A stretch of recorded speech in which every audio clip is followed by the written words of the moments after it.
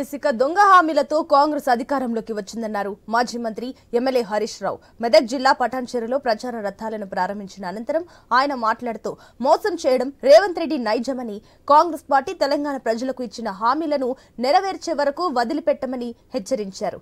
120 రోజులైనా కూడా హామీలు అమలు కాలేదని, రైతు ఆత్మహత్యలకు కాంగ్రెస్ కారణం కాదా అని ప్రశ్నించారు. దుబాక ప్రజలను రఘునందన్ హామీలిచ్చి మోసం చేశారని మండిపడ్డారు.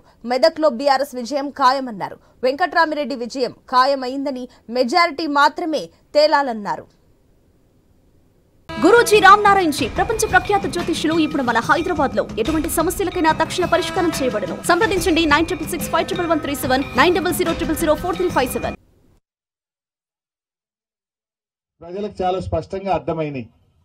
కాంగ్రెస్ ది కూడా అది పాల పొంగు లెక్క అయిపోయింది. గెలిచిండు, గంట స్పీడ్ గా గెలిచిందో గంట స్పీడ్ గా తుస్సున కిందికి పోయింది. అది జనాలకు అర్థమైంది.